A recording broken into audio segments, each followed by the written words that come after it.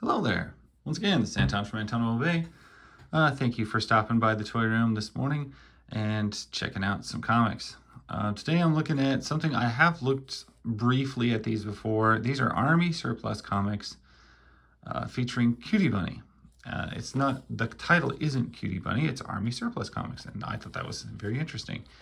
Also interesting is as I looked a little further through the run, I see an Eclipse badge, which I thought I was not aware that Eclipse published these at some point, or that they merged, or I don't know what the story is. I just know that these somehow got involved with Eclipse. But we're going to take a look at these things.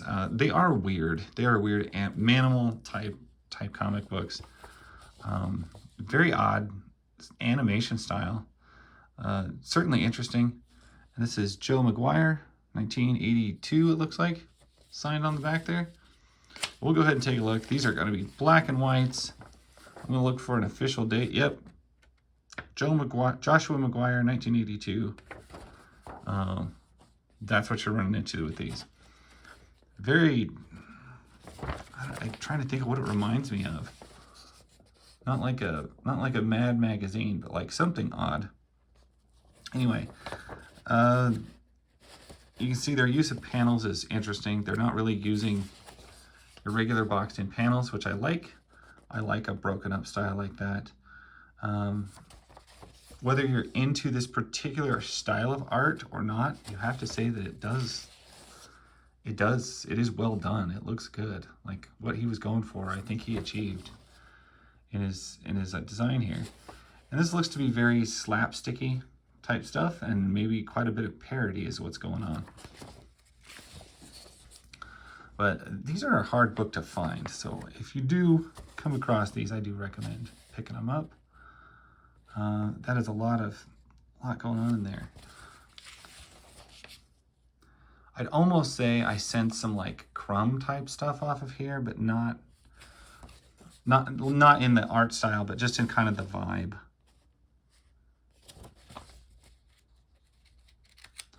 But I'm not a huge crumb fan, and so I appreciate that it stops there. And I don't know what is going on with that. Lettuce page. Yeah, it's hard to get like a feel for the tone of the book.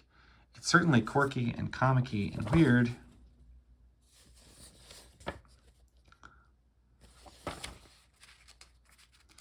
But it doesn't seem to be, I mean, it almost seems, yeah, I can't tell if this is like a mature, kind of a blue humor type book. It almost feels like that, but then when you get like reading it, it doesn't really come off that way. But you gotta, I don't know. As far as one thing that I could say though, there's not a book I've seen that's drawn this way or that gives off this vibe. Although now that I say that, you know what vibes I am kind of getting off of it is Bucky O'Hare. For some reason, I'm feeling Bucky O'Hare all over this thing. Which, if you're familiar with Bucky O'Hare, I mean, you get it.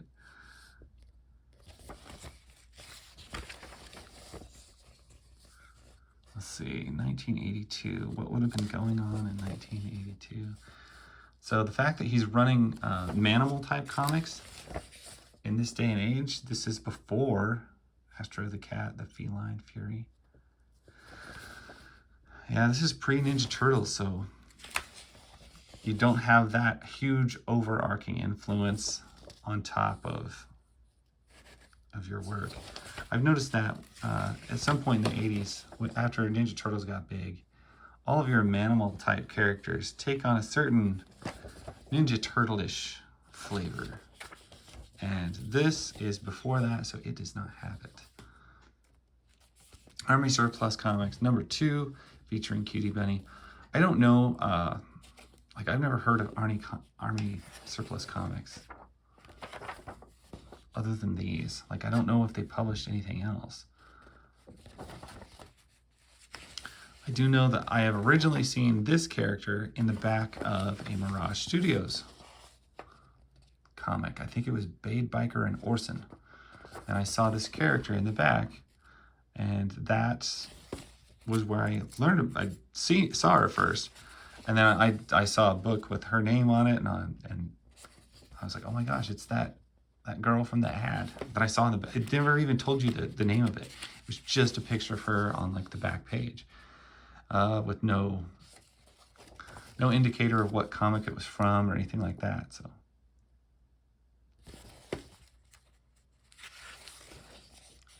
you're into some much denser artwork style now, which is impressive.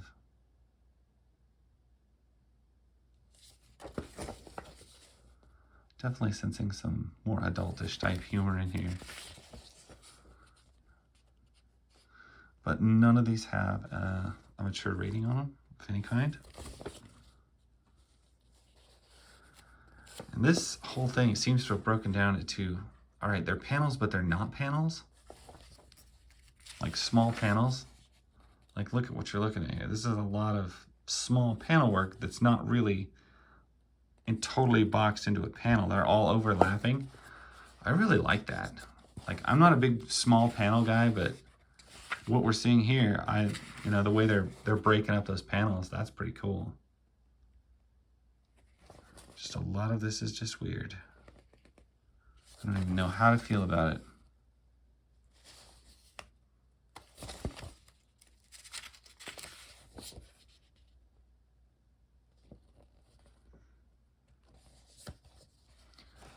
Kerfud. There's a sound effect you don't see very often. The letters page. Space Gophers. Once again, to think of a title, Space Gophers, and to think of it before the concept of Ninja Turtles was floating around society. That's pretty impressive. Looks like Space Gophers have thought out some sort of woman.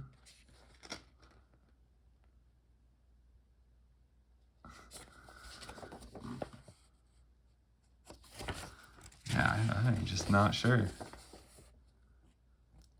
Because, occasionally you pick up a comic and you're like, oh, okay, I get where this is going. I get the audience for this.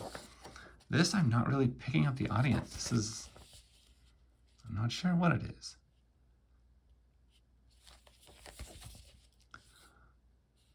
Yeah, because like I said, there's no mature theme, but yeah, it kind of it's drawn fairly maturely, but not quite. And then like the jokes are there. There's clearly the humor there, but I can't tell how, at a cursory glance, how mature a themes we're actually covering, and it looks to be pretty surface, like just humor. Kind of like the humor in, what was that? Dinosaurs for Hire, where, okay, it's not a mature book. It's a lot of innuendo and stupidity. Kind of like was a thing back in the 80s and 90s, and seems like in all sorts of comics. Whatever happened to that? I've noticed that, like, there seems to be no innuendo anymore. It's all just upfront, either perversion or blue collar, blue humor. There isn't like a subtle joking, veiled theme behind things like there used to be in so much stuff. He does give us a big double page thing there. That monster looks dumb. I don't like it.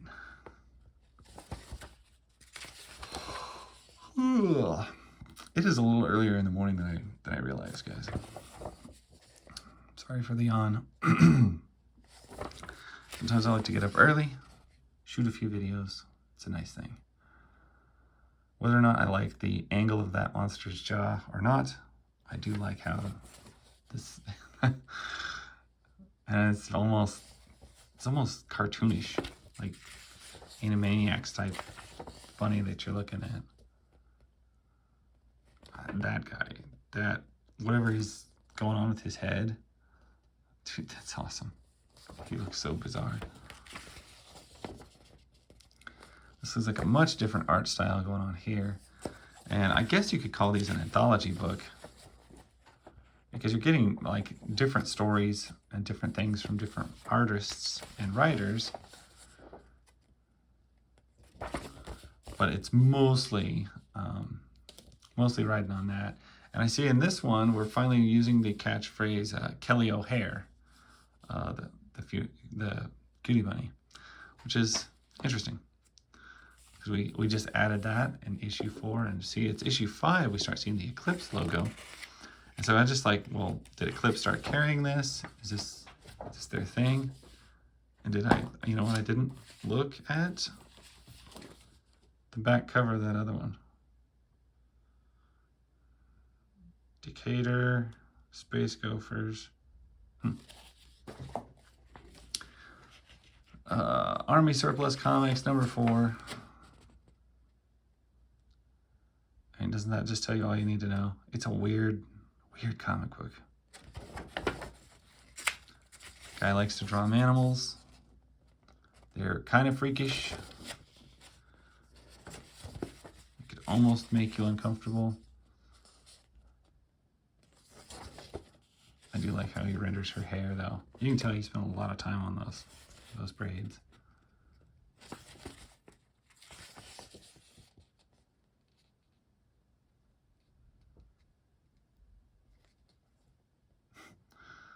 It's just, yeah, I'm almost at a loss for words. It's so weird in here.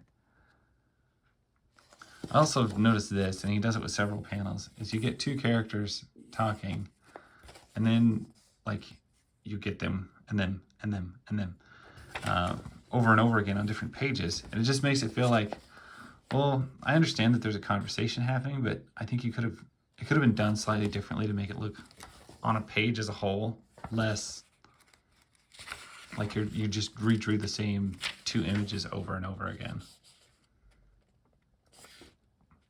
I like the Egyptian Birdman guy. That's cool. We throw in this cat. She's rocking Egyptian now. I don't know what is up with this creature or her face. I don't like it. I don't know what sort of animal I guess she is. Maybe that would help. Yeah. Yeah, his use of panels, or lack of use of panels, can sometimes be a little disturbing. Now, I like that they're not boxed in like that, but if you look, sometimes it's like, well, did we jump panels, or is there just 2 of you in the same shot? Because the floor is carrying over across there, and we just added like different characters in it. So, not that you get confused or anything, but it just feels that way a little bit sometimes. It's like, well, there is two of these in a different, these are 2 different scenes taking place here. Yeah, I'm never quite sure just how well some of these tight black and white art comic books really translates into the camera. So it's kind of hard to,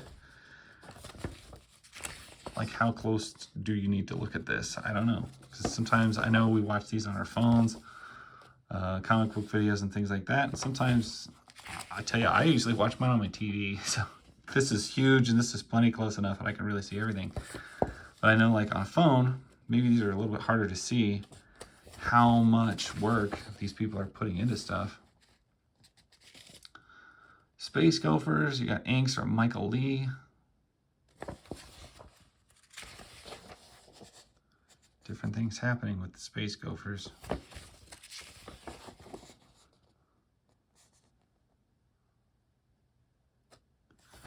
This guy uses his panels a lot more conservatively. And then we run to the end, and ooh, get a wraparound cover. I don't like to pull them all out like that, but that is a big cool cover. All right, and last up, we'll see if we can figure out what's going on here with this Eclipse logo, what that's doing here. So big deal. We have dropped Kelly O'Hare. We have pushed Army Surplus Comics up into the top corner, and we've come to issue 5, and it's got Eclipse on here. And we We also have a big wraparound cover, and we've got a lot of superheroes being parodied here going on. Looks like we got Wonder Woman, Storm, Cyclops, Wolverine, Captain America, and this big duck guy. We've got Colossus, Plastic Man, Batman. Not sure who that is. Not sure. Not sure. Not sure. Either way, they gotta say the X-Critters versus the Nice Guy League of America. So you can tell we're parodying from both DC and Marvel.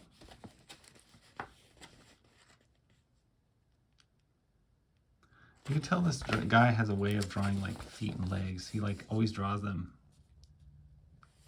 really prominently.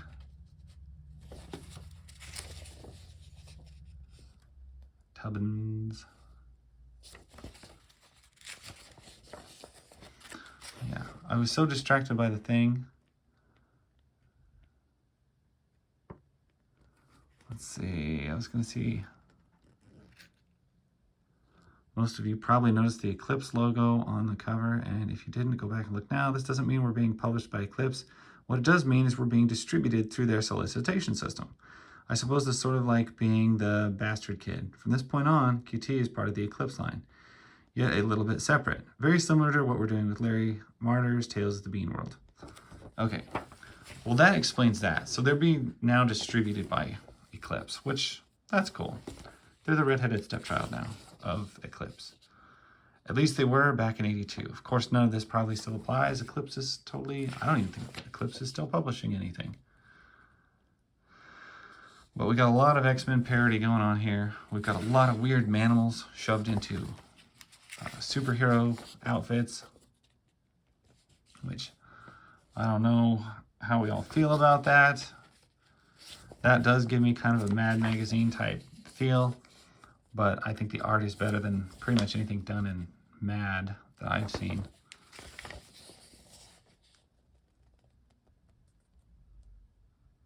Oh, it's like a Dark Phoenix thing. It's Dark Cutie. Well, that's interesting and disturbing and weird all at once. We'll go with that.